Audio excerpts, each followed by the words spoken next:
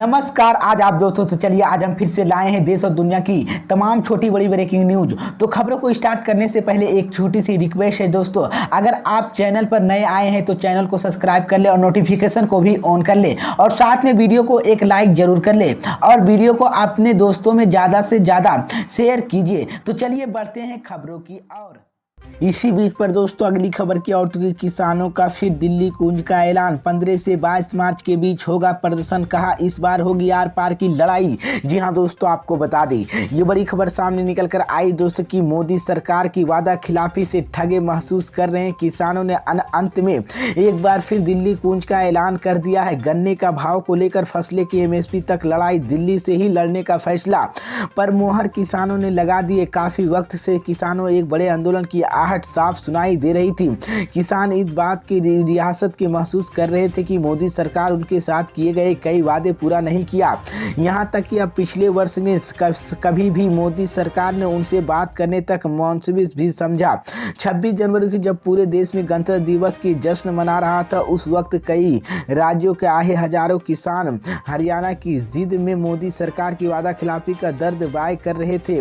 वहां से रहे तीनों कृषि कानून के खिलाफ दिल्ली की सीमाओं पर आंदोलन खत्म करता वक्त मोदी सरकार ने उनसे किए गए वादों पर पिछले एक साल में चर्चा तक करना। इसी बीच पिछले एक वर्ष से किसानों के लिए किए गए वादे को लेकर मोदी सरकार उदासीनता पर किसान इस बात के बार बार कह रहे थे कि 2024 में लोकसभा चुनाव से पहले एक बार फिर आंदोलन की उनसे पास अंतिम विकल्प है और सरकार जागने के लिए एक वर्ष के कोई बार किसान सड़क पर भी उतरे, लेकिन बीजेपी सरकार कानों पर जू नहीं रही। इस बीच जिद में किसानों ने एक बार फिर से दिल्ली कूच का ऐलान कर दिया है और कहा है कि इस बार पर दोस्तों अगली खबर की ओर, 2024 में अगर विपक्ष एकजुट हो गया तो बीजेपी के लिए खतरा।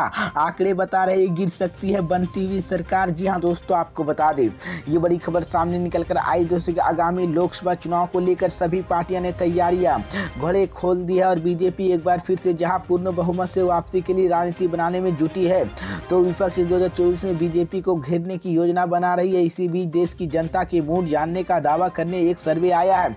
सर्वे में इस बात पर कही कि अगर अभी लोकसभा चुनाव हो तो किसे बहुमत मिलेगा। सर्वे में लोकसभा चुनाव को लेकर बेहद दिलचस्प तस्वीर सामने आई है। इसी बीच इंडिया डूटो और वोटर सर्वे में लोगों की सवाल किया गया कि अगर आज देश में लोकसभा चुनाव हो तो किसकी सरकार बनेगी। इस सवाल में जब बहुमत NDA सरकार के पक्ष में आया तो यानी कि अभी चुनाव के एक बार फिर से NDA की सरकार बनेगी। और इस बीच हालांकि कांग्रेस के प्रदर्शन के सुधार हुआ है, लेकिन अभी भी इतना नहीं कि मोदी सरकार को हटा सके। इसी बीच यहां तक की बात समझ में आई कि भले ही सर्वे के NDA के बहुमत मिलता हुआ दिख रहा है, लेकिन यह उसके लिए अच्छा संकेत नहीं दे रहा। आंकड़ों बता रही है कि भले ही अभी भी NDA बहुमत में नजर आ रही है, लेकिन अगर विपक्ष एकजुट हो गया तो बनती हुई सरकार बीजेपी के साथ फिसल सकती है।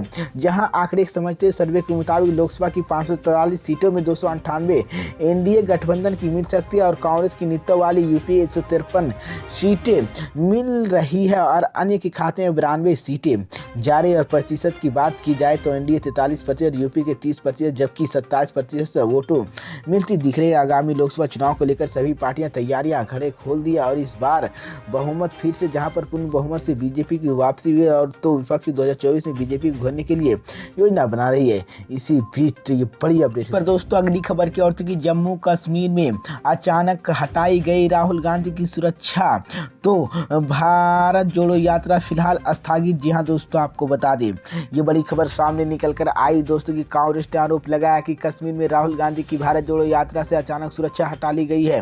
राहुल गांधी खुद भी एक संचालित प्रेस कॉन्फ्रेंस में कहा है, आज यात्रा के दौरान पुलिस की सुरक्षा व्यवस्था ध्वस्त हो गई है और टनल से निकलने के बाद पुलिसकर्मी नहीं दिखे। मेरे सुरक्षाकर्मी ने कहा है कि हम और नहीं चल सकते हैं, मुझे अपनी यात्रा रोकनी पड़ी। बाकी लोग यात्रा कर रहे थे और भीड़ के काबू करना प्रशासन की जिम्मेदारी है। इस बीच इससे पहले कांग्रेस सांसद कैशी वेणुगोपाल की ट्वीट कर बताया, जहां पर संबंधित एजेंसियों की सुरक्षा व्यवस्था की दुरुस्त नहीं किया गया। पिछले 15 मिनट में यहां तक भारत जोड़ो यात्रा के साथ कोई सुरक्षा अधिकारी नहीं है। एक गंभीर चूक है, राहुल गांधी और अन्य यात्रा के बिना किसी सुरक्षा के नहीं चल सकती है। राहुल गांधी शुक्रवार को 11 किलोमीटर पैदल चलता था, लेकिन मुश्किल 500 मीटर चलने के बाद उन्हें रुकना पड़ा। कांग्रेस के एक वरिष्ठ नेता ने कहा कि सुरक्षा कारणों की यह यात्रा हमें स्थगित रूप से रोकना पड़ा है। जम्मू कश्मीर के लद्दाख की कांग्रेस की प्रभारी रंजन पटेटिया ने ट्वीट कर कहा है कि जम्मू कश्मीर प्रशासन राहुल गांधी की नेतृत्व वाली भारत जोड़ो यात्रा की सुरक्षा प्रदान करने के लिए विफल रहा। इसी बीच पर दोस्तों अगली खबर की ओर थी कि राम मंदिर 370 पर पास, महंगाई बेरोजगारी पर फैल, 2024 में बीजेपी के साथ हो सकता है बड़ा खेला। जी हां दोस्तों, आपको बता दें ये बड़ी खबर सामने निकल कर आई दोस्तों कि 2024 में होने वाले लोकसभा चुनाव के करीब 1 साल का ही समय बचा हुआ है। बीजेपी लगातार तीसरी बार सत्ता के लिए कोशिश कर रही है।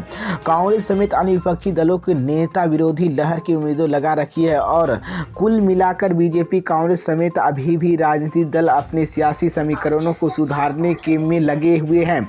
इस बीच लोकसभा चुनाव 2024 को लेकर जनता का मूड जानने के लिए शो वोटर इंडिया टुडे के एक सर्वे सामने आया है। इस सर्वे के अनुसार अगर आज चुनाव होते हैं तो देश के एक बार फिर से बीजेपी की नीत एनडीए सरकार की वापसी की संभावना है।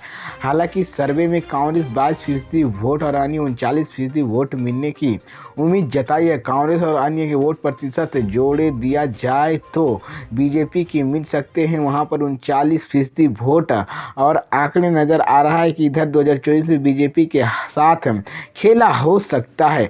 सर्वे के अनुसार कोविड-19 से निपटना प्रधानमंत्री नरेंद्र मोदी के नेतृत्व वाली केंद्र की एनडीए सरकार की सबसे बड़ी उपलब्धि के तौर पर मानस पर सामने आया और 20% लोग इस पर अपनी मुहर लगाई। इसके साथ ही मोदी सरकार ने आर्टिकल 370 हटाने के फैसले को 14% लोग बड़ी उपलब्धि माना है। वहीं राम मंदिर, काशी विश्वनाथ मंदिर लोगों को बहुत ज़्यादा असर करते हुए केवल 11% लोगों को इसे मोदी सरकार की उपलब्धि मानी है। मोदी सरकार की ओर से चलाई जा रही है जन कल्याण योजना के महज 8% लोगों ने बड़ी उपलब्धि मानी है।